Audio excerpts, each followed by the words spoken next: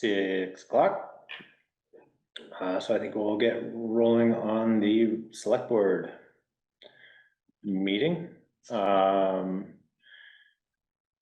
Which we already did the Board of Civil Authority, for anybody wondering why that was on the agenda there. That was a meeting that preceded this and has wrapped up.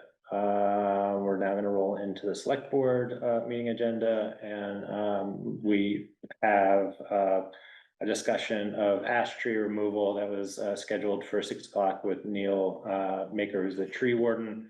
While we have some good information there, I think maybe we'll just roll into the FY 2027 budget discussion with Kari, and if Neil shows up, we can just put a pause on that and circle back on the ash tree thing. Is everybody able to find the budget information, the draft capital? So Kari, you've noted that there are a couple more things added to the draft budget. Yeah, that's right. So this year we started adding in culverts and bridges, and added a line for land acquisition discussed, and also this year added an inflation factor 4%, just so we have that. Yeah. And so we put all that together, and of course, we're focused on fiscal 27 will be where we insert these items into the budget to be proposed to voters. And there are some big ticket items. There's the Loose Road culvert and the Bliss Pond Road culvert. Yeah. And those would be to take advantage of existing grants that or the money has to be spent by December of 26. Say the two projects again, please. That's the Loose Road and Bliss Pond. Right, okay. So those are existing grants. We're not obligated to use the grants, but if we want to use the grants, we need to pay those portions. Then I also added in the next round of repaving and determined that would be Marshfield Road. It actually, that was the order that it was done in last time, south half of county, Marshfield, and the north half of county, nearly 10 years ago. We don't have that grant now, so that would depend on getting a class 2 highway grant. And then another one would be a new truck, which we've talked about in the past. That truck is not on order, so I can't even say for sure that it is an expense we would, if we wanted to, we could incur just because of how long the lead times are. But if we were to go forward, if we thought we had confident that it would be included in the budget, probably go forward and place the order. So those 4 items, and as you can see, the result of that, there's quite an increase contemplated for 27. And I guess so this is a starting point of the discussion. I didn't presume that we would actually include all of these items in the next budget, just because it would have a pretty significant year-over-year impact on the budget. But they're all things that we need and we talked about doing in this time frame. So it's kind of a point of these documents is get the conversation going. I don't know if others have kind of a strong opinion about whether or not this type of information gets captured in this particular document or some other way, but I know in the past we've had conversations about how much the existing equipment inventory is costing from like a repair or consumable standpoint, and whether or not it makes sense to modify our capital plan accordingly. And I wondered if there's a way to start looking at what our current maintenance costs are for any of these individual trucks. Like, so when I'm looking at this, you see the different ages of the trucks and, all of the Western Stars and everything. And I personally have a pretty good sense of, what that truck is, but not when you start breaking them down year to year, and model year to model year. And I think sometimes it can change even like model year to model year and maybe that's a matter of under like each one of the existing pieces of equipment, adding a second row that is annual kind of like carrying costs or maintenance costs or something like that, even if they're just averaged out. So that we have, But it wouldn't sit in the capital expense, would it? I think you could make the argument that it would if you wanted to have like a certain maintenance budget for You wanted to build a maintenance budget for all the equipment. all of the existing equipment in there. And make a decision on whether. I hear you saying like when you're making a decision at the margin, say, do we want to buy that new truck in 27? Or is That's right. Is it actually cost Yeah. effective to maintain Right. the existing, or is it clearly better to purchase the new truck? Yeah, even if that's not, I think entirely clear, if we're having a tough year, like, or if you're seeing that there's a particular bubble in one year or another, and you want to, looking at the numbers for maintenance, assume the risk of holding on to something longer and Yeah. pushing out a purchase date by a year. Yeah, I hear you. I think maybe we could look at that question next time. Okay. Because you're talking about the highway Yeah, department budget. yeah, And remember last year, I compiled the material yeah, spending over the Yeah. past 5 years. So I have that, and I have then the big categories, oh, including good, maintenance. yeah, I haven't broken that down by individual equipment, piece of equipment. And I think I could, but I don't know how good the data is. My impression when I came on is that we had only recently started looking at maintenance costs by individual piece of equipment. I might be wrong about that. But we can take a look at it and, yeah, I don't know. I don't have enough context to answer that. My personal sense is that, when I came on board, we had moved to kind of a capital planning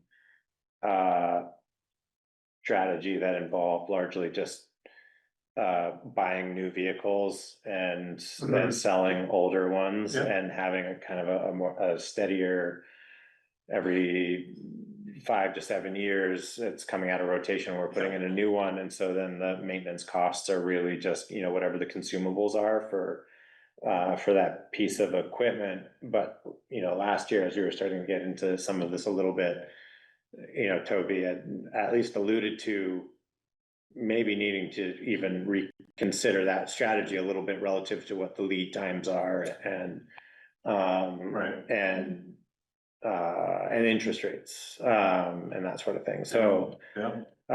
so I think it's like, I think we, in not too distant past, there was a collective decision that like, okay, we're just going to manage this in this other way. And now within 5 years, we're already thinking like we need to have a little bit better line of sight in whether or not we're dealing with Yeah. certain pieces of equipment sucking more maintenance costs than others. But that could also just be a standalone report that, comes from like the road foreman or something like that. But I'll try to make sense of it for the next meeting, because we will be talking about the overall highway budget. Yeah. Obviously, that's a big part of it. Especially if we're gonna be adding a third truck. You can see we are on a 7-year rotation for these dump trucks. Which means that most years we have 3. Right. But the year we're in currently, we only have 2, which was helpful. Definitely. But then to add another large payment is not easy. No. Well, and especially not if we're gonna need to start covering more of the costs, I think, for some of the projects. Yeah, And choosing between equipment and projects. right? exactly. Right. Like I didn't even put in the Haggett Road culvert, which I'd love to do. I mean, that's a culvert that got blown out in 23 and 24. But it is so expensive, even net of the grant. Yeah, It just was discouraging to have, see the number in there. Yeah. It didn't seem realistic, actually, to put it in there.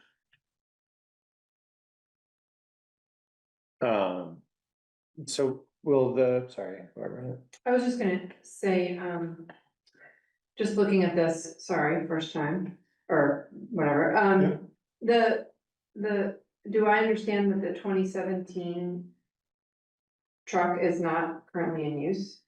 Is that the one that just got, This, the very first line, yes, no, that's in use. okay, Yeah. delivery year, 2027. I'm just So- confused by the date. Oh, sorry, that doesn't. seem- Replacement year is Yeah, that 2026. doesn't seem right. So delivery year must have been 2017? Ignore that. Okay. That is incorrect. Okay, I will update that. and then just quickly, the other, and the one below it is confusing as well, but maybe it just got overtyped by accident. There was a conversation, Jordan, that you raised, or a point that you raised about whether some of these things we might need to, the estimated life. We might wanna start stretching that to some extent, is that? Yeah. Yeah, okay. And I don't know if this represents that already, or? I don't think it does, Uh-huh. no. No, my understanding is This that, is what we can this do. is That based, 7-year rotation. yeah, Yeah. this is like a 5 to 7 year rotation. Okay. Great. Yeah, do we need a sign up? sheet? We didn't bring one, but Yeah. we know this guy. Yeah. We'll just make sure everybody announces themselves. Okay, well. So I guess the other, point relative to culvert, so we've got like the big projects on here, which I think are really helpful. And maybe this just gets tabled for discussion with like the materials budget and like the highway department budget, but.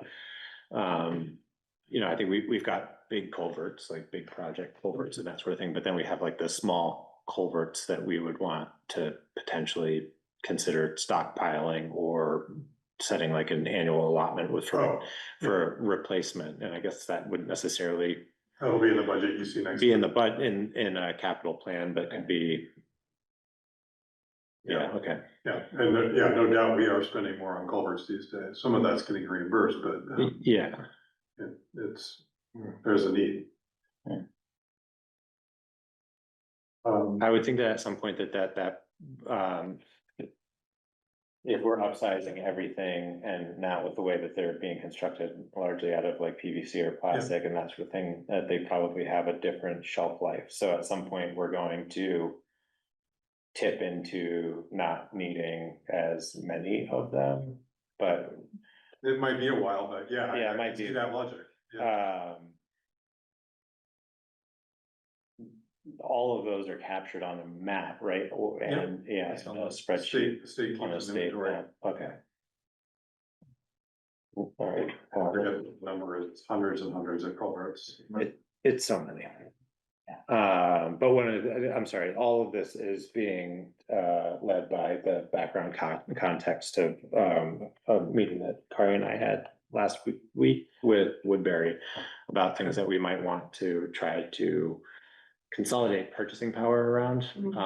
And culverts, I think, is on that list. To see if there's some way that we can get negotiated pricing, if we have a way of forecasting like what our annual buy is going to need to be for the next 5 years on a certain size, just kind of general maintenance culvert. I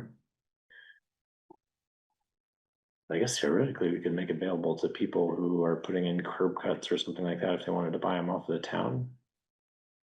Yeah, I mean, depending on However we wanna. how it's structured, Yeah. you wouldn't necessarily write that into a. No, I'm just saying it, but if we were stockpiling them at a particular price, that could be a Yeah. benefit to that could be a benefit to the community if they're made available at a lesser price. So two other points I'd make about this is, one is that there's a number of reserve funds here, and that's sort of like the mechanism to save for capital investment in particular facilities, like the garage we just started, but also the town hall and town office, which are both in decent shape, but will need new roofs someday, or heating systems or whatever, so the strategy there is just to keep adding to these reserve funds over time. And then, also say that in my mind, the goal of something like this would be to try to even out the capital spending over time so that there aren't fluctuations in the tax rate. And that to me is the goal of it. I mean, it's sustainable, and not overly burdensome or setting expectations in the way we don't want to for the residents. Yeah, I think those are great to add in. I had just a question about the land acquisition. I thought that was new, Yeah, but it's in FY 26. oh. You're a sharp reader. That should, Okay, no, I'm just. it doesn't exist yet, so. It doesn't exist yet, yeah, So it, okay, earliest it could be is 27. okay. Thank you. Just learning this. And I just threw 5,000 in there as a starting point. We'll see.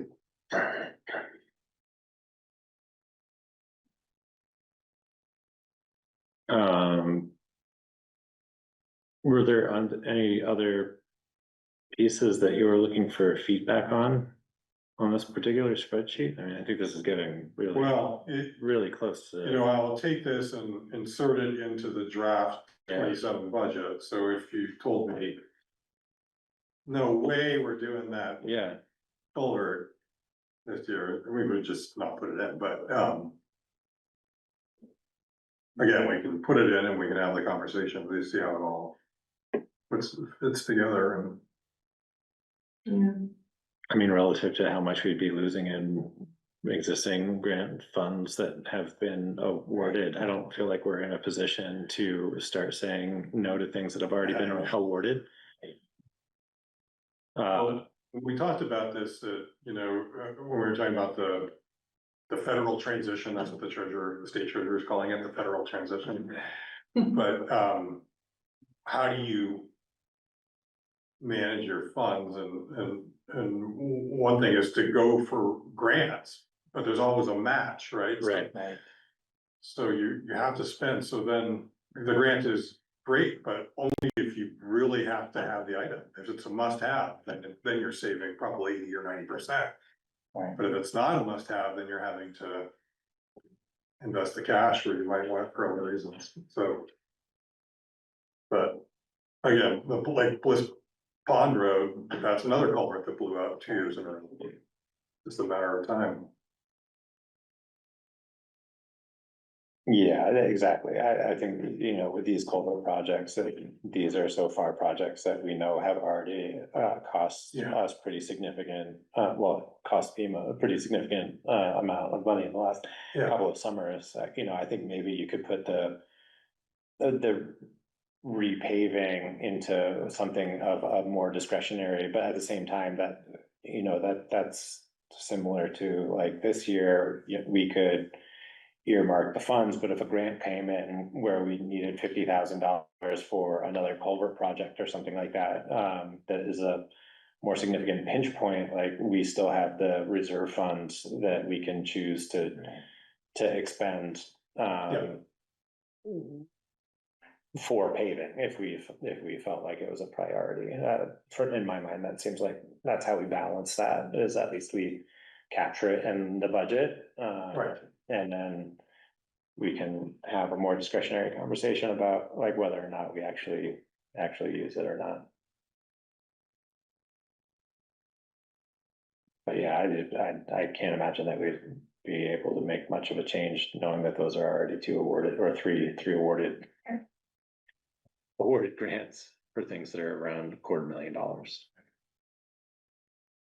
Or Yeah, so more. how do you, yeah, so if you're trying to keep it even, Yeah. where's the? Not sure how to do that this year. That's just the goal.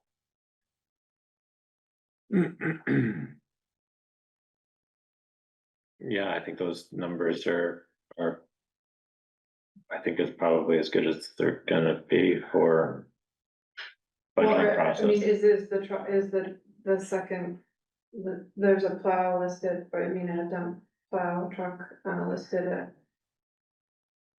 Did somebody just highlight this or? I'm not- I did, yeah, it's a Okay. note to myself. Clean that up because there's some. But anyway, that seems like the only thing that's movable.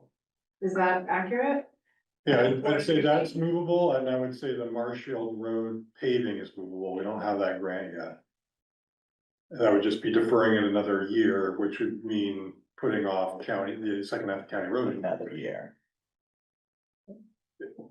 I don't drive on Marshfield enough to comment really, I know it's not great in parts, but, The south side is not great. I worry about County Road holding up for 2 more years. Yeah. Parts of I that. agree with that.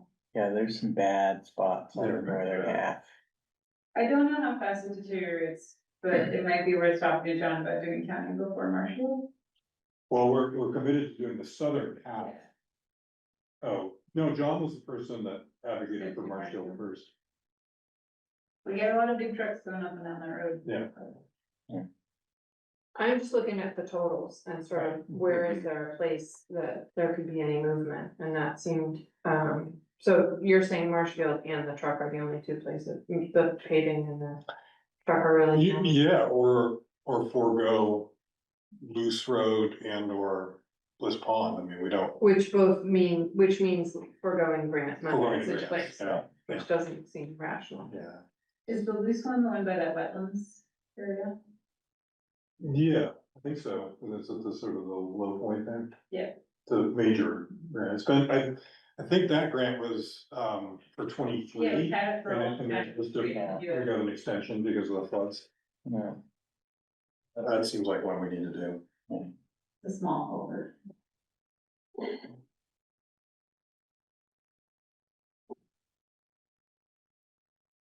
I mean, I think I don't feel like I have good enough information about like whether or not to say to push the truck order out another year, but I think that we know what the numbers are, and I think we'll probably be looking at this when we're looking at the highway budget.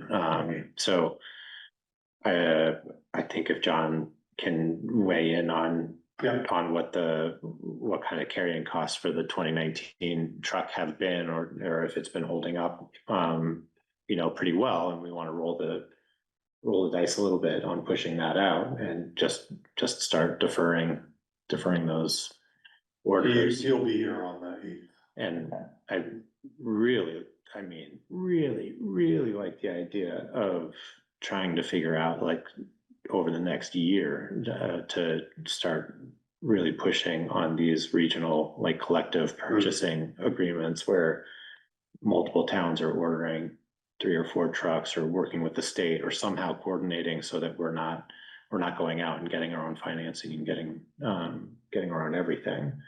Especially if the interest rate situation doesn't change. There'd just be so much more leverage. And I've seen a lot of Western Stars around, so it seems like everybody's buying the same vehicles, over the last 4 years. So it seems like there'd be room to push on that a little bit, and maybe another year buys us the time to start those conversations. Yeah. Anyway, so let's table that dialogue. Thank you, Kari, for continuing to get the updated and refined. It's great. Great. We'll circle back on the ash tree project. So welcome, Neil. Welcome back. No, it's all good. it looks like we've got a handful of, Kari put together in a memo for us, just kind of a summary of, what the recommendations, some of the changes are in scope. It sounds like maybe we had some trees that were, initially tagged just for removal because of their health, I guess. And now the removal of those wouldn't be covered by the grant somehow. But wouldn't allow trees that aren't ashes. Oh, okay, Mark stuff that was hazardous that happened to be there when I was marking the ashes. I see. So that's where that came from. I think it's only a handful, there's 56 trees altogether. And I don't know how many that is, but I think it's only a handful of trees that are. I wonder if if we make a selection, if we could, well, when we make a selection for the contractor, if we could just have them come back and like, just give us a separate quote for the handful that aren't, so that we have them invoiced as separate line items, just to kind of, it seems crazy not to take advantage of somebody mobilized to do the Yeah, work. exactly, that's so much more efficient, they're gonna have to come down anyway. Yeah, the person at the state, Joanne Garten, who administers the grant, is also like very flexible. She's like, Yeah. wants us to show that we're making an effort to account for that. Yeah, But it's not like we have to keep track of exactly which trees. Yeah. Yeah. As long as we kind of.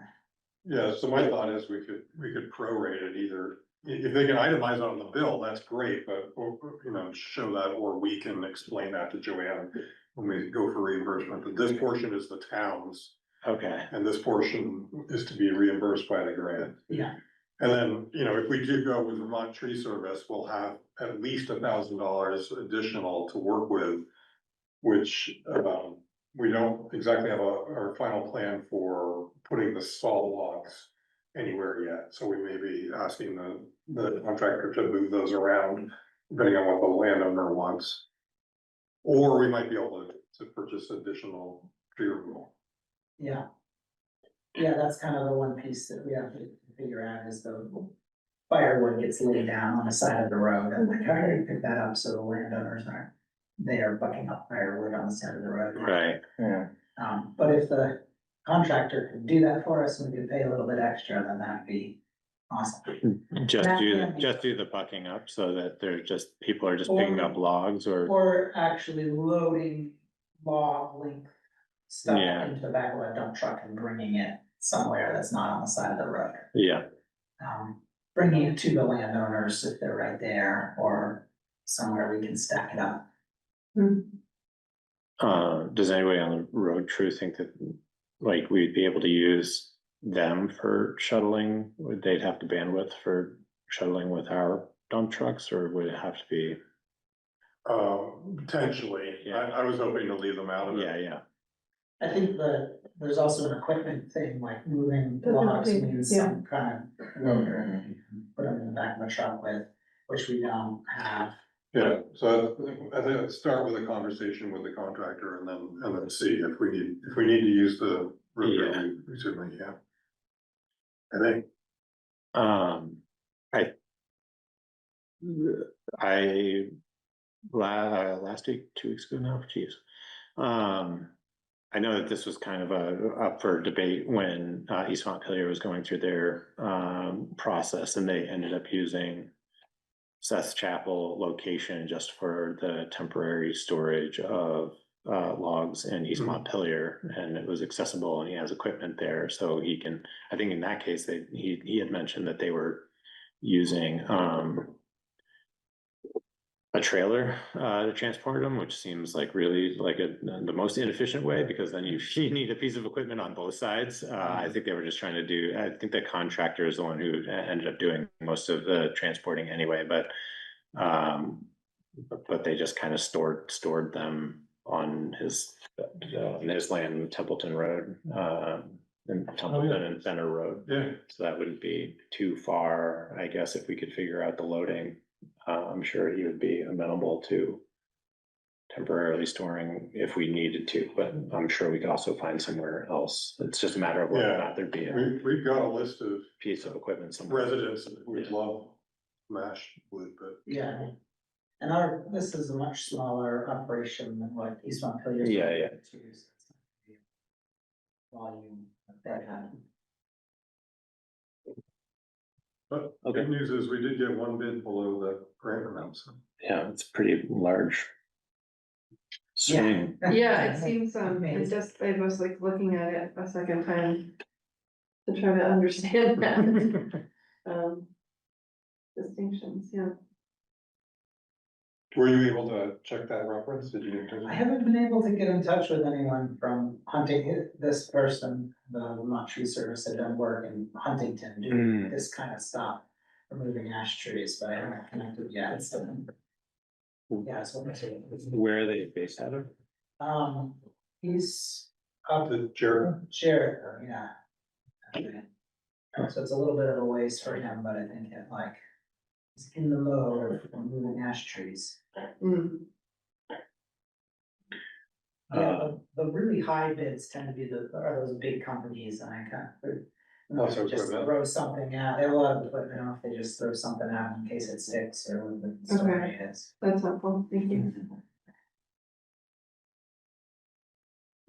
Well, I don't think we have much discretion here, I think, relative to what the bids are, unless there's one that's very local. Occasionally, we consider, using somebody who's more local or a resident. Burno, I know, is based in Woodbury, Yeah, and Marshfield obviously is nearby. We've done business with them before. How much- almost how double. much is that worth to you? Yeah, that's almost double the price, so, unless there's a strong recommendation for putting one of those two in consideration, I think. Well, I don't think so, I don't know if you can do some conditional thing, it would be nice to touch base with someone who's worked with. That's what I was gonna say, Before. yeah. Yeah, Contingent on getting a good reference, I guess. we can, so, I think that we, relative to the input, we can, entertain a motion, to authorize Kari to hire, Vermont Tree Service for, $7,000, for the ash tree removal project, contingent on finding an affirmative recommendation from a previous municipality or customer of theirs. I don't know what the other side of that would be if. If it was, I mean, I think if it was a really bad recommendation. Yeah, right. We could go with. Or I guess I'm more We'll concerned come about, back. I think we'll come back. no recommendation, right? Yeah, okay, Yeah, any of the other bids that we want to pursue, we're gonna have to make some decisions about. Right, Yeah. infrastructure and timing, Reduce our scope. right. yep. But, and then does that encompass the authorization around the additional $1,000 and Is- thereof and all of that? I would Giving recommend that. It's Kari not a large amount of money. right, like, Yeah. it's an all-in, Yeah, great. Yeah. To Just wanna make- utilize the 8,000 to the best. Right. Thank you. Yeah. Use for that. Right, It's highest use.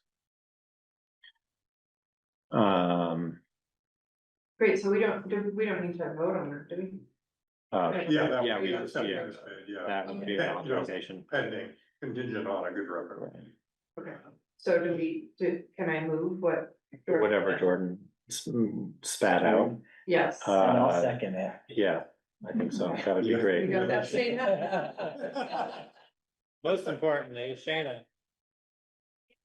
You gonna make the motion? Yes. I think what Jordan was saying. Thank you. Remarkable. Great, all those in favor? Aye. Aye, thank you. Thanks, Neil, Yeah. appreciate it. Thanks. So, Well, so we you can know, get I that have no moving. vacation tomorrow, but I'll be checking the email, so once you hear from Huntington, let me know. and- Okay. And then we'll Okay, contact everybody. sounds good. Thanks. Thank you. So we've got, public comment here before getting into administrative items, pretty light crowd, doesn't look like we have any members of the Calais public. So does anybody need to make use of that time to bring up an issue that's not on the agenda? I was just gonna ask if there was anything else about the budgeting process that we were meeting to discuss. Fair. So next meeting, we'll have John Stafford here for our fall check-in, and we'll go over a draft highway department budget. And then 2 weeks after that, Tegan and I will present our pieces. So then we'll have a really good foundation to start bringing in all the boards and committees. And Yeah. commissions.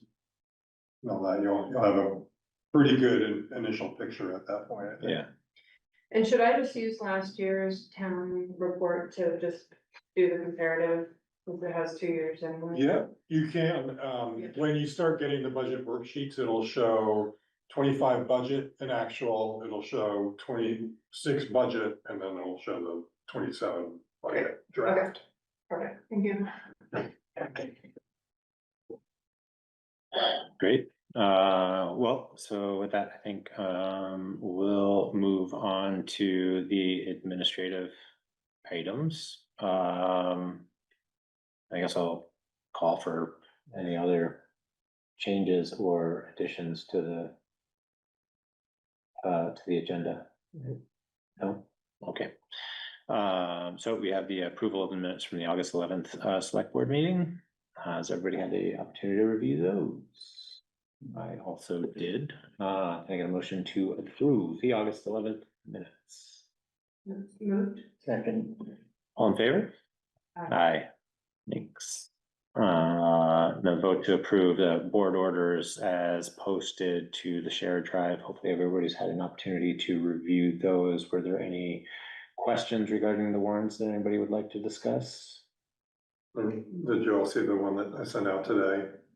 I was waiting on one last invoice, so it's just the standard monthly benefits, employee benefits. Oh, is that why it has a star? I just saw that. There's a star.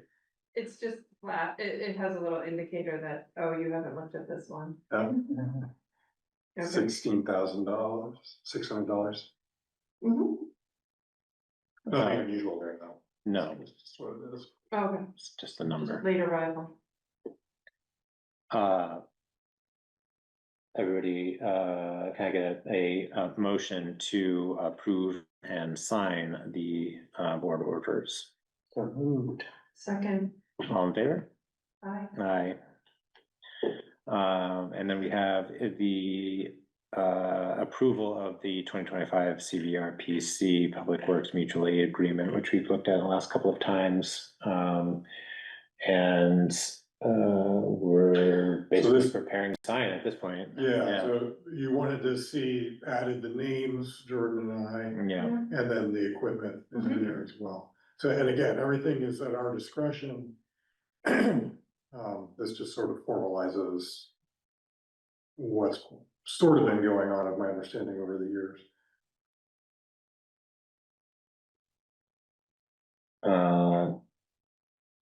So can I get a motion to approve and sign the 2025 CVRPC Public Works Mutual Aid Agreement as updated and filled in? So moved. Second, All in favor? aye. Aye. Thank you. And we have the 2019 International CV Love it. 515 dump truck that's being sold for $35,200, which is, great. Yeah, this is our first time using Auction International website. And it was pretty successful. There were over 100 bids total, and the person who made the first bid for $250 was the person who made the final bid. And you can see they bid almost every other time. They just kept bumping it up until they got to that level. And then they pay Auctions International a fee on top of that, so we get the entire bid amount. That's Wow. And we haven't received a check yet, but that's in the mail. And they're coming down from Quebec to pick up the truck tomorrow. I mean, we must seem like we're light on equipment compared to Quebec, so maybe that's how it is. We buy stuff from South Carolina. Yeah, right. For a couple of years, it goes up to Quebec, and eventually it just kind of degrades into nothing. Well, that's great. Can I get a motion to approve the sale? Oh, so should we, I guess, authorize Kari or ratify? That's not really an approval. Is it already completed? It's not complete yet, Okay. yeah.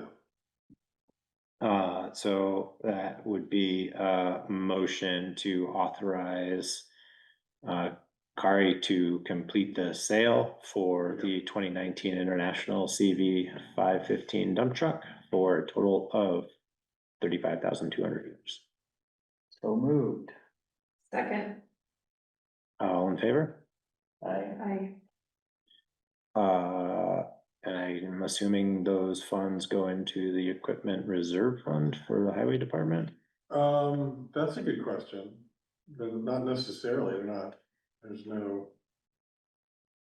I would just go to the highway department in general, so we could probably hold that until the end of the year and. If there is a fund balance in the highway per. The voters approved in perpetuity, Right. that any fund balance in the highway goes into the highway capital equipment, reserve fund. It also more or less offsets the repaving of the southern half of County Road, which was unbudgeted. Yeah. So, And came out of the general reserve fund, the general, right? So, I'd have to go back and check that. That's a good question. I don't remember that. Anyway, I would like to table any specific allocation of $35,200. it'll be there at the end of the year, hopefully. Yeah. Make that decision. Great, thank you. The last one, for administrative items is the approval of the PVR 4621-E errors and omissions certificate. So this is something that happens every year. There's always errors that occur. Yeah, listers have identified 2 so far. I think there's at least 1 more coming, if I understand correctly. And this was something which I just got, so that was in that email from today. So there's 2 items. One is Jeffrey Luce did not receive his veterans exemption this year, or he hadn't by the time it was lodged. And we actually, this one's on the state. I got a call from the state person saying, could we add Jeffrey Luce, even though the grant list has been lodged? And I talked it over with John McCullough and said, yeah, we can do that. It's They send us an Excel sheet every year telling us which veterans to put it on, but usually that comes in March, so we usually go with those names. And then every once in a while, as names pop up, they're not on it. and he's been on it previously. Yeah, it was definitely a statement, so it's not. okay, The other one is Richard and Marlene Fielder, and then this was a lister error. They purchased some additional land, I understand, and that land, that acreage was not added to their parcel by the time the grand list was added. So. And they pointed that out to us. They called and said, we didn't get taxed enough, and we're like, we never hear that. So if I understand this correctly, so the grand list is set and we base the tax rate on that. Yeah. So the veterans exemption was something that was left off. And the town will pay for that exemption if it's granted. Because the voters voted to do that. But in the case of the Fielders, we'll rent a bill. Or maybe we already have, I'm not sure. I don't know. And there will be additional tax revenue that will come in as a result. I don't know the amounts, but. I think it's on here. There seem to still be parcels that the listers are trying to figure out, so John said this should just be a regular agenda item probably. So it's on here, actually, it shows the difference in the veterans exemption is $40,000. That's of assessed value, that's not tax dollars, that's Right. assessed value. And I actually think it's only 30, well, I guess it's 40. It's 40, and then the difference on the Fielder property is an increase of 30,000, so they almost offset. Mhm. And it depends on how the land is valued different land has different value. That's true. So, and then this form is kind of odd, it doesn't have a place for the select board to approve, you don't actually necessarily have to approve it. The clerk, I know, I have to sign the it, clerk signs it, yeah. I thought there's nowhere to sign it, I can't remember. there's not. And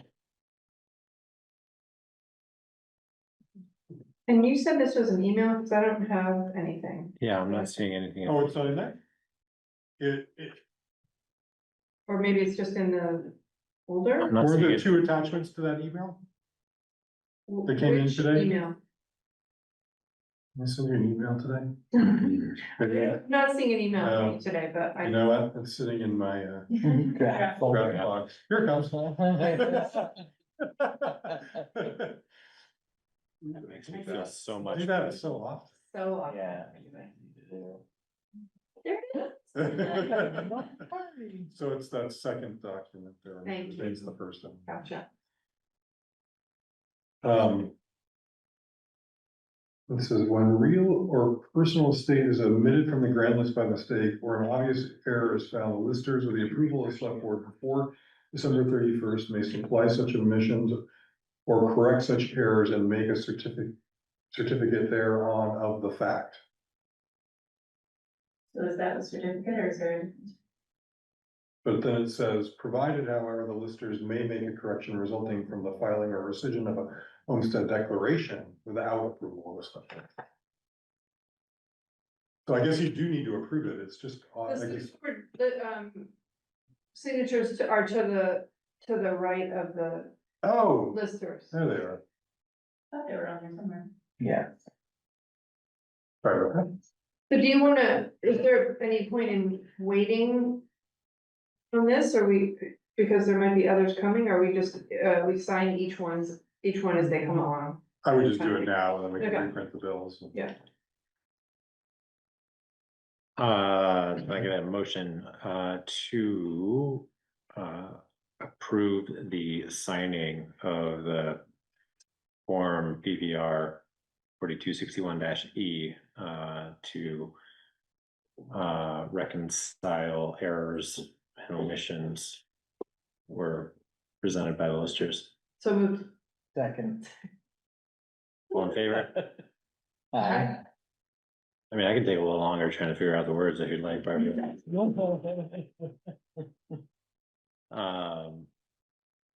We have left on the agenda the garage generator and their reports, right?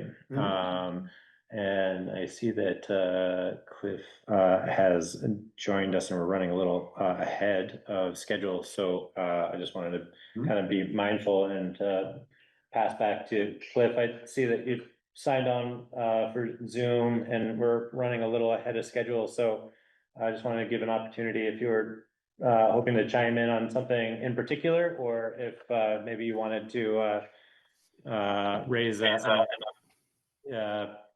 comment, because we're already past the public comment period, but you're welcome to use it if you'd like. I'm just here to answer any questions that might come up. I saw that Jamie's going to report on the meeting, and in case there was some other questions or anything I could assist with, I'm just here to help. All right, well, thank you very much, Cliff. We'll keep rolling through. We only have one more item here on a regular agenda before we get into the reports, and so we'll get to that shortly then. Fair enough. Appreciate it. Thank you. Yeah, thanks, Cliff. So the next item on the agenda is the garage generator, which Kari has, we've mentioned it and discussed it in the past about sizing an appropriate installation of a generator for the town garage that is adequate enough to run the facility and open doors and that sort of thing. Yeah, so that, Right. you know, in a natural disaster, they would be able to get vehicles out of the garage. Without when- climbing with- on the trucks to manually open Manually in the open. dark. That's not a good situation. Not a good situation. So the current proposal includes, So we got two Yeah. bids. The low bid was from Farmyard Store, which is based in Newport. And they're proposing a 14 watt Generac. For $11,023 and, in comparing their service plan, it's favorable. We don't have experience with them, as a vendor, but, Toby, who made the recommendation to get a bid from them, is happy with the service he receives for his own generator. And then just so you're aware, it doesn't include the propane tank that would be needed to power the generator. Suburban came out last week to take a look at the site, just like at home, that they will own the propane tank. But there will be a small fee for installing it. Propane. Was there any discussion about having a generator that runs off of diesel instead of propane? No, Just wonder, like, we go through so much diesel, and if we start getting into conversations about trying to do, bulk purchases for all of our other equipment, we've made a pretty decent effort in consolidating all of our equipment and trucks and everything else, even the smaller trucks, the 1 ton that we just bought and everything into diesel, so that we're yeah. using as much diesel as I didn't see possible. diesel as an option. Oil was the other option. It was presented in both cases. It wasn't presented as an option. It was just saying that we do sell generators that run off the.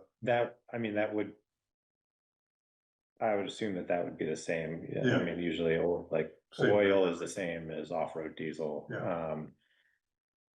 So I don't know if we are able to use off-road diesel in our town trucks, but it's all low sulfur diesel. Anyway. No, I didn't, that never came up and we didn't really Okay. discuss that. I was just a little, my only question that came up while I was looking at your recommendation was just the fact that we're taking the farmyard store that we don't have an experience with, they say it's gonna be okay to have the. The sizing, Yeah. yeah, Wanted to, if you'd already gone back to Brookfield and said, hey, we've got another bid for a 14, and why do you think 20 is necessary? Just in terms I of, didn't do that. I pressed farmyard a little bit on, Okay. is this really enough? Yeah. And, was satisfied with the agreement. Also, in my mind, and I don't necessarily blame this on Brookfield, but it is the fact of the matter that the generator that we have here is Significant. larger than we really need, and we're paying $100 a month okay, for the electricity, of the heating unit, which was just outrageous, but, that's what it ended up being, and I do think it's oversized and. I know okay, I wasn't we, aware. Yeah, I- that's helpful. I know when we first learned that, we had a brief conversation about the idea of moving this one to the town garage and getting a smaller one here. But I assume we've sort of decided that's not cost effective. Yeah, exactly. Yeah, yeah.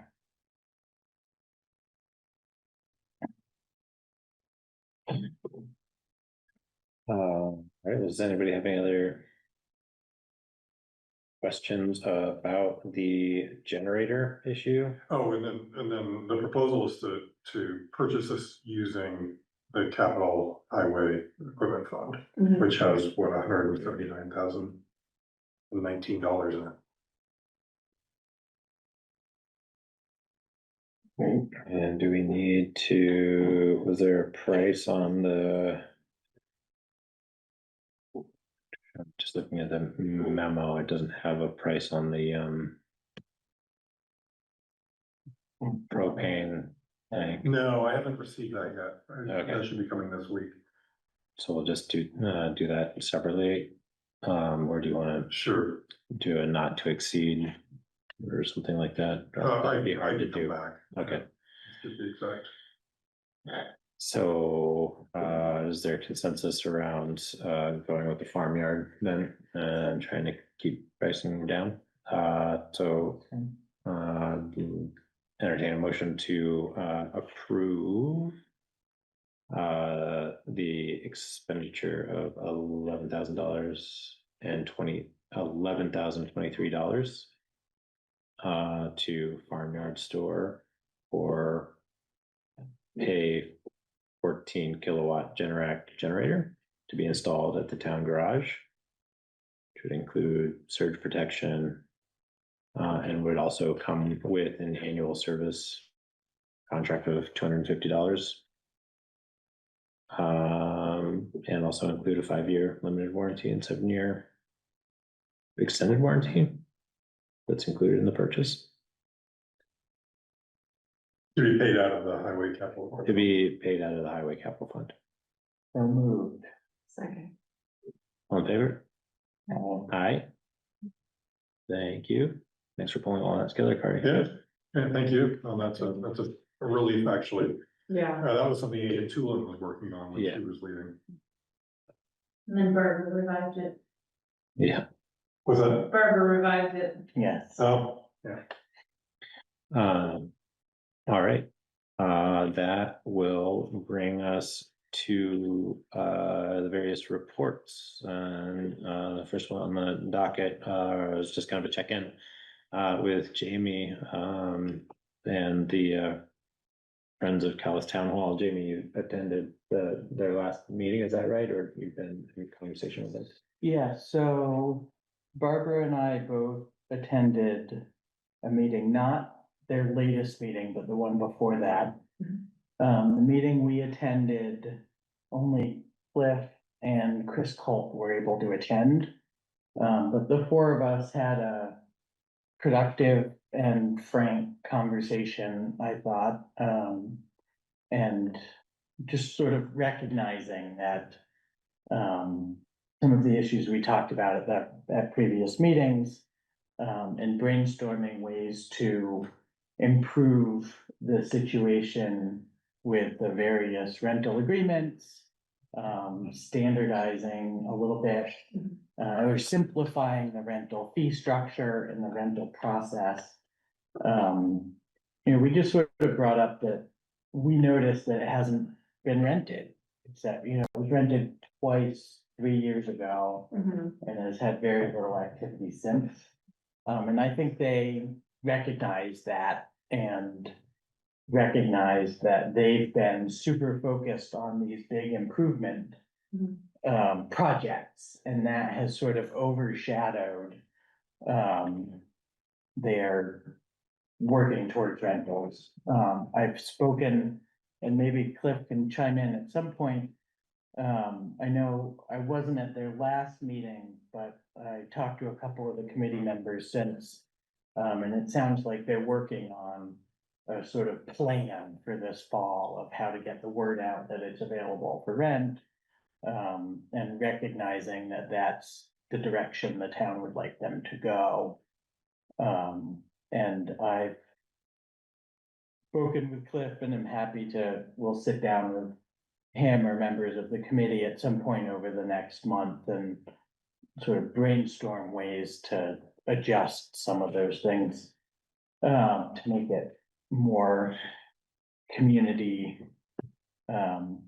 just known in the community that it's available for rent. In some conversations, we had a little bit of conversation, I've had a little bit of conversation with other members about sort of long-term scheduling. Is this the model that makes the most sense? Do they want to be the schedulers of the space? And just like discussions around that relationship. I think it's, yeah. Well, I think one as well, so there's two pieces for me, I guess. One is that the resources that the town now has to kind of track scheduling of different assets is a lot different than it was when this project started. I mean, we have a pretty robust and capable office suite that manages schedules both for, the various committees and that sort of thing, and certainly the select board, that puts a lot of visibility on, and we can also, use it for tracking the schedules of specific entities by creating rooms and that sort of thing. And it seems like we're kind of getting to the point where like managing kind of the what I'm going to very naively call like the lower impact type rentals of that particular space, or booking of any other space like the downstairs space here, is a lot easier than I think than it would have been previously. And so I think if we can get to the point where everybody's kind of feeling comfortable about where those delineations are and how we're managing that schedule, and certainly putting a preference toward the friends of the town hall to have like very specific like earmarks for bigger events and performances and that sort of thing, so that they have those on the books when they need them. But then at least if we get inquiries or field inquiries into the town office, we have somebody who can be kind of the point person on saying like, well, this is what looks like is available relative to somebody's particular interest to rent it, whether or not that gets, handled by but within the town office or handed back to the friends of the town hall, I think is a good conversation to have, but I think it'd be nice to start working in the direction of defining what that is, how we're gonna be managing those schedulings. And try to get it, refined enough so that we can try to integrate some of that language into, a revised agreement when we're scheduled to, I think it's like usually December that we're signing the next year's agreement, right? Right. And I think thinking through, I know part of their concern was the sheer amount of equipment and the value of the equipment that's been installed up there, right? So how can we differentiate rentals that have access to and utilize that expensive equipment, which may need some additional oversight or instruction? Yeah, Right, absolutely. versus a community member wants to have a retirement party. They don't need to use the stage lights. How can that be a simpler process? Right. Or flat out say no. I mean, I think it would be acceptable for the friends to say that like, that's not, available without some, like a representative specifically, or a different pay point or something like Right. that, not to, block it off entirely, but definitely setting some sort of rules and expectations around what resources can be used and what can't be used. Right, exactly. And I don't know, maybe looking at it in some sort of insurance rider to cover damages or something like that. Without it being like some sort of refundable deposit, which I think it'd be hard to capture a refundable deposit. That's relevant. Or that's relevant to the size of Right. equipment. There's no sum of money that is going to, be reasonable. Right, yeah, exactly. Anyway, Which a lot of that equipment was installed. Do you know if it happened, Cliff? I think it was being installed this week. Some of it earlier. some Or of it last this week. It's been Nice. for the last few weeks. Yeah. With Sky's hand up. go ahead, Cliff. Yeah, just to answer the question, the equipment install, we hit some delays due to some back order of materials. So the install's ongoing.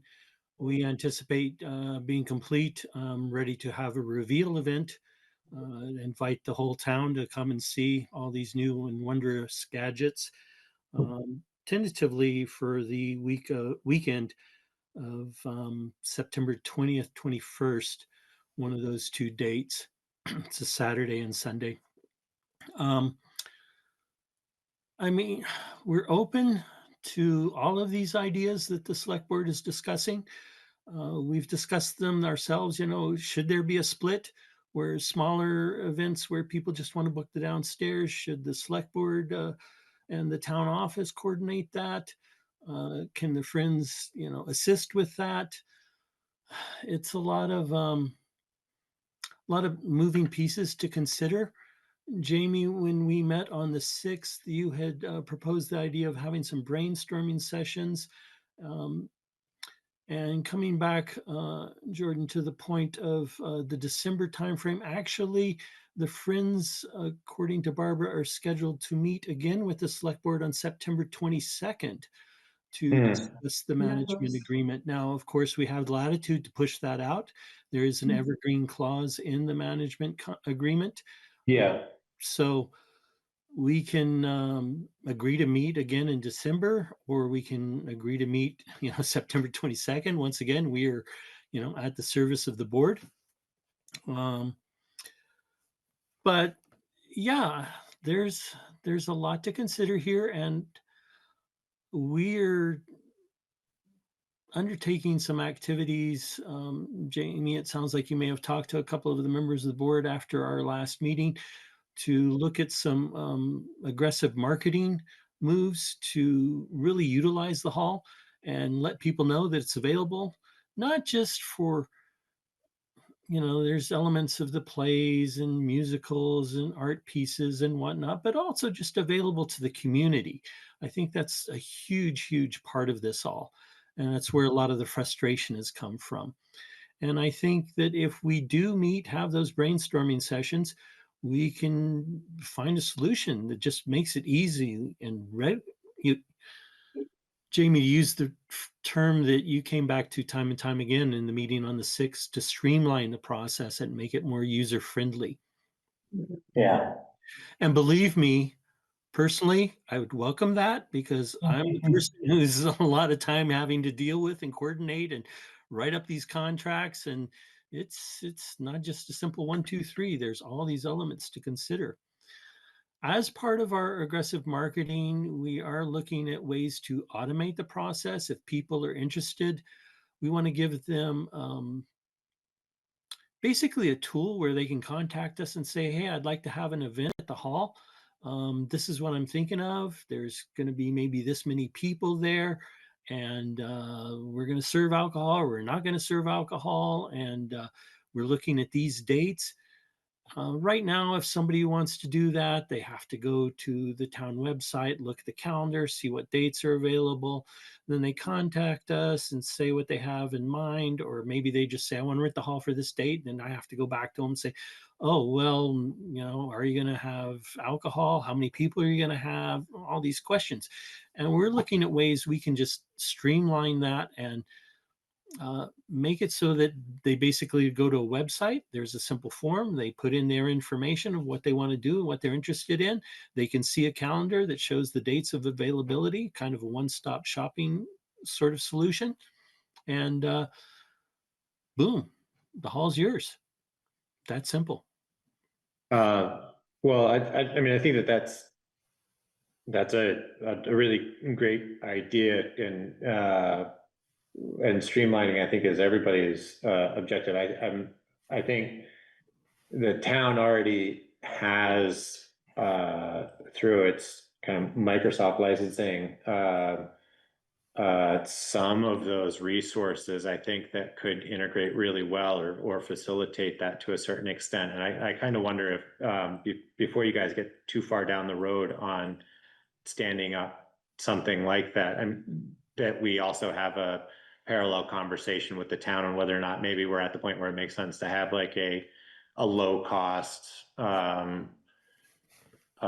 email address or license for Microsoft that will then give some like scheduling and communication transparency and ease, I think, from like the town side and the Friends side. It's again, as we all know, like the relationship between the Friends organization and the town is wholly unique, I think, across the town. Like we've stood up these types of licensing tools for some of the other committees that have a higher kind of scheduling and communication needs. kind of at an ad hoc basis. So I think this is totally appropriate to have that conversation for this too. So, you know, with regard to like the having a conversation on the 22nd, you know, I would rather go into a meeting feeling like there's been enough time for that kind of brainstorming and process to be worked through so that we can have a really efficient conversation and not get something on the calendar too quickly, right? So Yeah. so I think tentatively we're a pretty light crew tonight. It's hard to have this conversation a little bit in a vacuum, but I think that we could probably tentatively plan on rescheduling that September 22nd conversation till a little bit later in the season. Most of those schedulings were related to like budget related ambitions, and this one's a little bit different. So I think we could probably find a way to move that a little bit later in the year and give you guys time to continue to organize around the installation of the equipment and fall schedules that you're hoping to kind of pull together, and also provide time for maybe Jamie and Barbara, if they continue to have the bandwidth to participate in kind of that brainstorming process to participate in that with you guys. And we can look at the agreement, if it has a specific end date in it, we could do interim.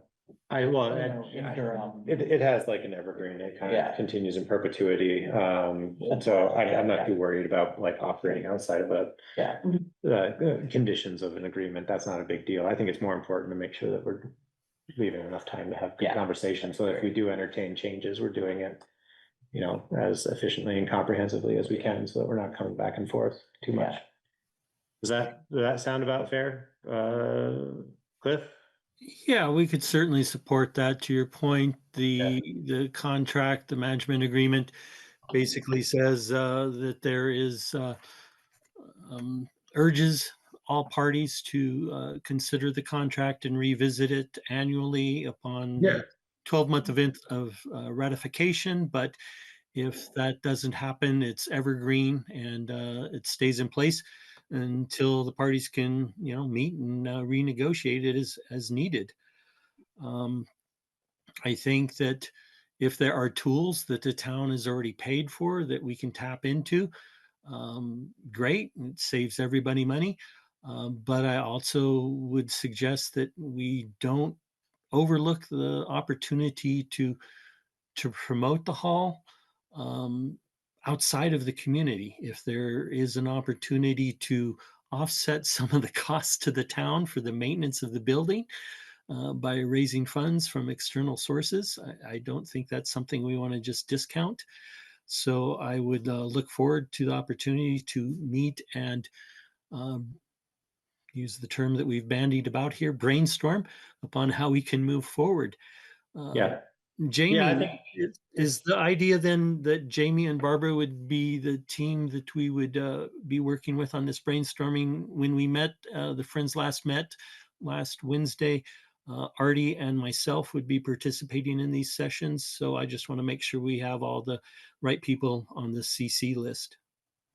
Yeah, I mean, I think at this point, Jamie and Barbara are the ones most connected to kind of the community feedback, and certainly Jamie and Barbara are both really pretty familiar with the Microsoft stuff that I'm referring to. So from my perspective, this is like a yes and type situation that, like, as the friends are exploring ways to promote and manage schedules or bookings and that sort of thing, that it's being, those options are being considered in the context of compatibility with the resources that the town has. And while we may not already have, you know, specific licenses or funds, you know, earmarked for this application, they're not really expensive.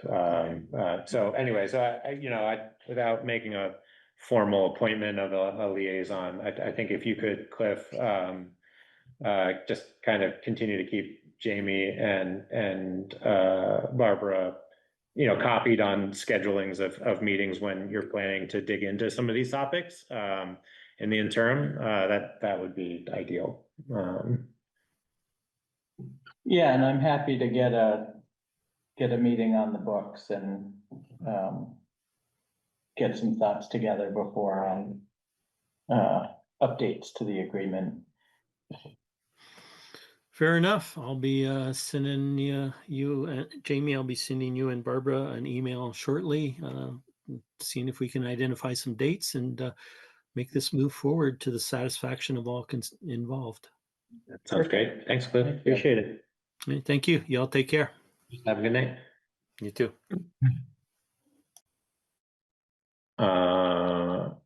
Keegan, do you have any items for town clerk report? I was looking at the agreement, it says it's good for a year after date of signature, but one of the signatures is September and one is February and one is May, so we'll have to decide which signature it's good for the duration of the term. Toby has been doing a great job getting up to speed with the listers. I think John's been in there a number of times and he's doing a really good job of picking up what's going on, even amidst the chaos of tax bills going out and the listers having to untangle all the knots. I feel like in the past, I did a lot of passing on to them messages from folks and not really following through with how that got worked out, but this year, John and I have been working together on a number of things and finding maps and finding deeds and looking at the history of the sales to try and figure out what's been going on, so I have a better idea of how these things happen. And like this year, we did go through all the PTTRs before they launched the grand list to make sure all those changes had been made appropriately. So we staved off any of those problems, but I'm trying to get a bigger hang on how problems arise and what we can do to keep an eye out for them before tax bills go out. So that's kind of what's been going on. It's Carter can attest. I'm often the first one who takes the question and see if I can answer it, and then if I can't, it either goes to him or to the listers, and so that's been a lot of our time the last week.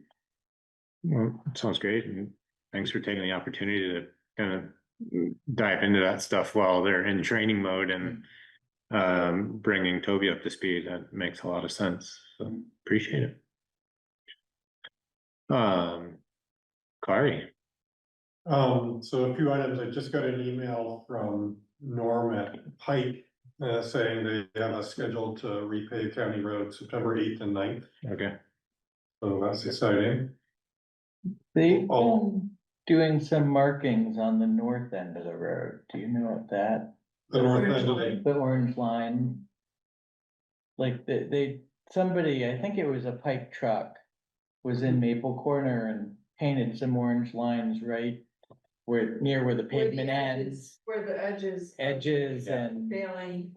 marking different things on the pavement Oh, wow. right in Maple Corner. I mean, confirm that they're doing the southern half, not the. Right. Right. I saw it and I was like, Jamie, I'm so glad you brought that. Yeah. wait, did I misunderstand something? I thought it was maybe relative to the line painting and when I noticed it, because it's on the southern end too, and then it definitely carries on to the northern end where parts of the road have degraded, and it seems to like be carrying on, like marking where the fog line would be, even over like degraded areas of the road. Because it seems to be like marking the center line and Right. and like the boundary from the center. We do plan to get the fog lines painted this year. Once Different that's company, finished, not- right? Not Pike. it's- Oh, interesting. Forget who it is. L&D maybe, is that something familiar? Something like that. And it may be that that's who was doing it. Somebody mentioned to me that they saw a Pike truck around the time the orange line showed up, but it might have been a separate. Okay, okay. um, Well, we'll figure it out. What date did you say again? The 8th and 9th.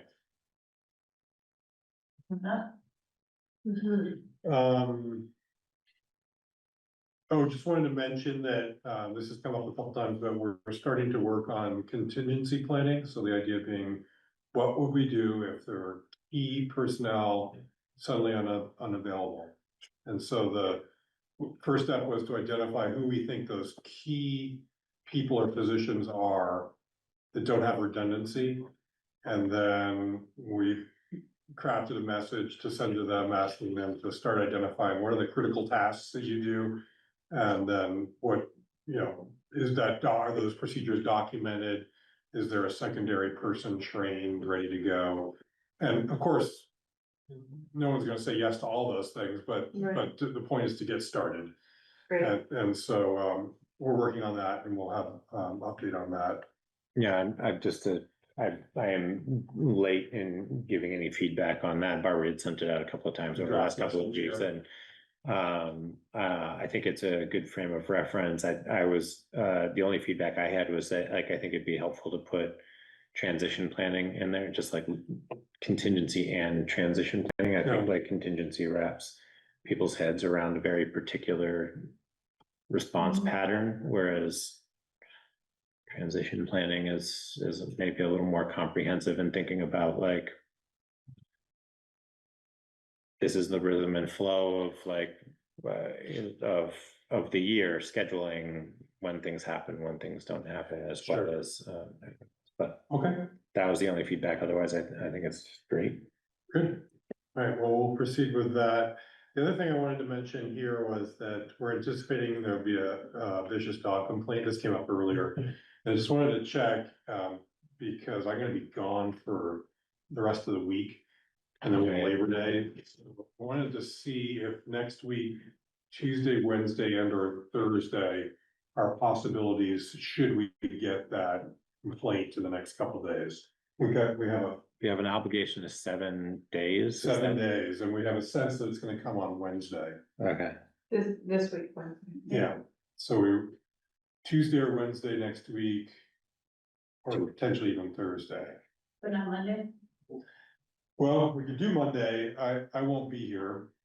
And Monday's It's Labor Monday's Day. the Labor Day. holiday. It wouldn't be the first time we had a meeting. Yeah. I'm not, I'm just making sure. I know the complainant could come on Monday. I didn't ask them about other days. Tuesday's my anniversary, and I might get murdered. But not Tuesday. Understandable. I have a meeting on Wednesday. You saying your meeting is more important than my anniversary, Barbara? We need 3, right? We have to loop Bill into this too. I just wanted to get a sense if there was something, because we'll need to get it scheduled pretty quickly. Yeah, Thursdays are really hard for me, Okay. but Monday, Tuesday, or Wednesday would be fine for me. I couldn't come on a Thursday. I know I'm less What I could necessary. do Monday. was Monday, I can do Monday, it's fine. Yeah, I can do Monday. okay. I can't be here, but you know, necessarily need me. We have So the, should we get it, we'll, I think It was the procedure now. we have a procedure now, Yeah. which helps a lot, so. one trick is gonna be, the investigation. Buffy coordinates school buses, and she had this week is crazy for her. I bet. She asked, could Chris do the investigation? He just got back to me and said that he has a relationship with the owner of the dog. So they're friends. yeah, So would be he needs to appropriate. recuse. So we have to figure that out, but, one way or another, we would conduct the investigation. Okay, that's helpful. Should transition into, Sorry, are we able to check with the other board members just to see if, well, Christie, I don't believe Christie is reachable even, but, Bill, we'll contact Bill. just in case one of us can. Yeah.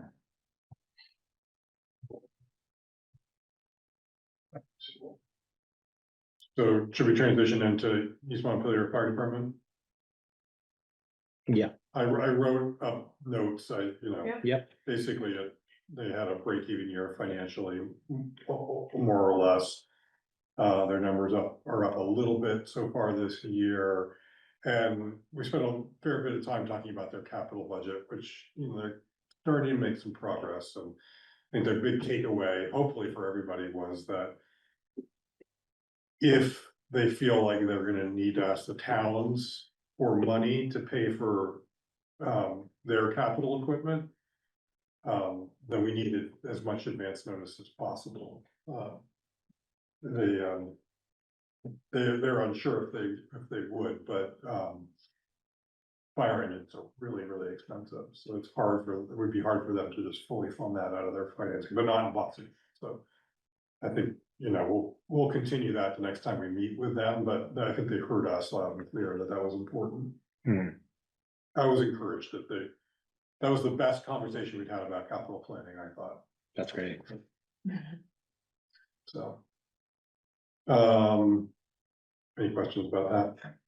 I just had a question about the fire department concerned that they won't have water supply without the reservoir. What's the reservoir? The reservoir being the water that's held back by the dam currently, Okay, which I hadn't thought about that, but dry hydrant is drawing from a pool of water. right. I guess it's not unheard of for a dry hydrant to come from a moving water.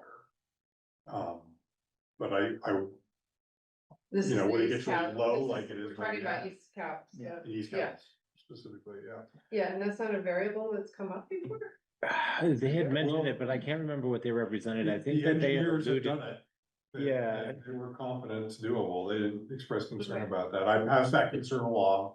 Yeah, I haven't heard back exactly, but, and I think they could probably also put in like a cistern, essentially somewhere, like there's something that is being, regularly charged.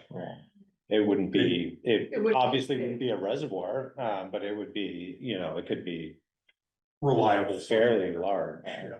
They really emphasized I got it loud and clear that that's an important Yeah. hydrant for them. Hmm. Because if they can't draw on that, they have to drive miles and miles to get to the next hydrant. Next one's up north is in Woodbury.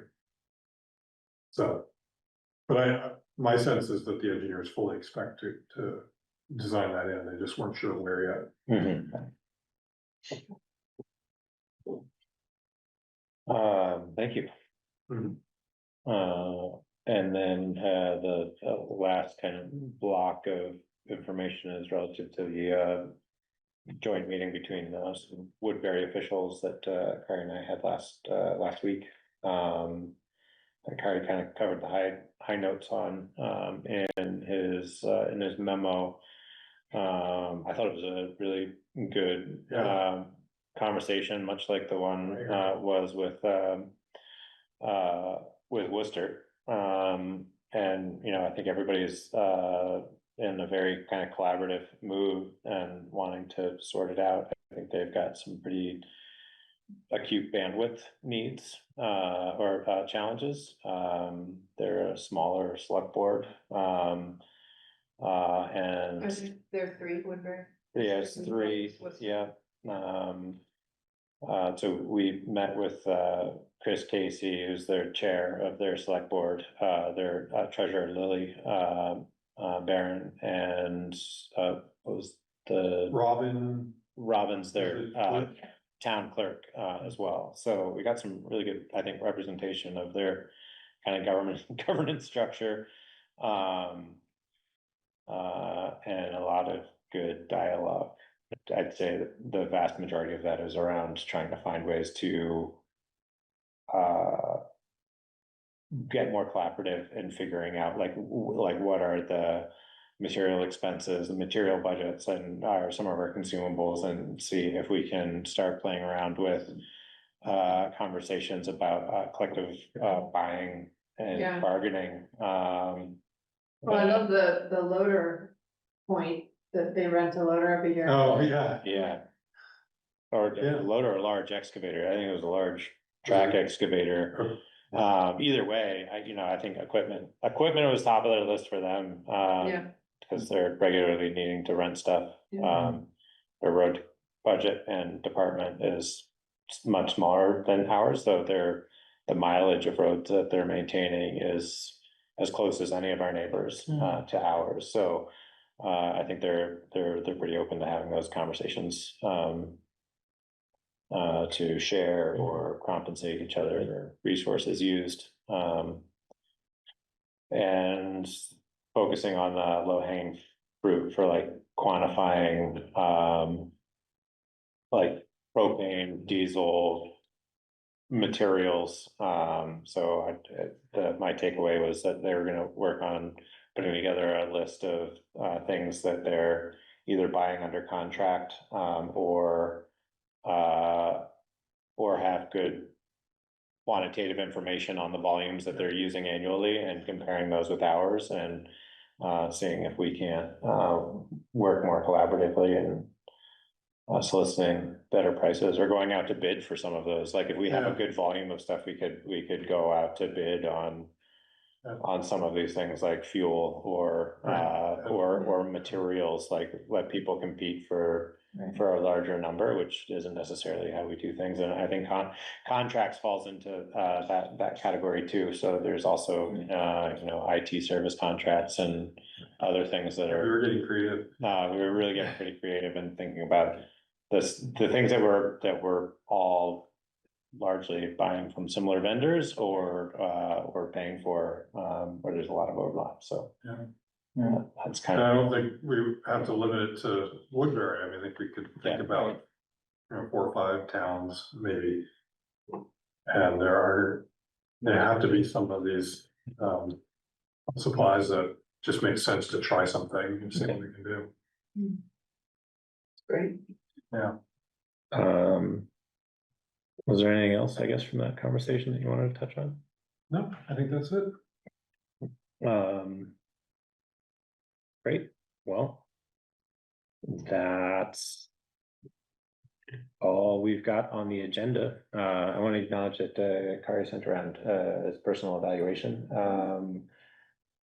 And last time we went around, we had a reporting form, Barbara, which you haven't seen, but that was sent around to each of the select board members to kind of fill out on the different areas that I think was kind of helpful to that conversation too. So I intended to send that around last week and didn't quite get the time to. So I'd still like to commit to getting that circulated, and then everybody take the time to fill it out. And then last time I collated everybody's feedback and pulled together common feedback and trends, and then when we put it on the agenda to review all of that, we'll just have it all together. Does that sound right? Good. I didn't think we were gonna do that part this year. Now we're just. Well, it wasn't exactly a full 360 bit, but I'm happy. I think it helps get everybody's feelback organized, yeah. As long as everybody thinks that would be good. Yeah. All right, Sounds great. very good. Well, thanks, everyone. Thanks. Just to Sandra? confirm, so the agenda item town administrator performance review is getting pushed. Yeah, it's not Like on, it's not Right. this time, okay. right. It feels a little weird to do that without the others, right? That's true. Yeah. Yeah. So if everybody's comfortable pushing that, then I think that'd be worth doing. Great. If we can. Yep. Sorry, Kari, but thank you. It's fine. Start my vacation early. Yeah. In fact, we can get these signed. I can. Yeah. With that, I'd like to move to adjourn. Or just declare adjourned. I'm gonna call it adjourned, call the meeting adjourned.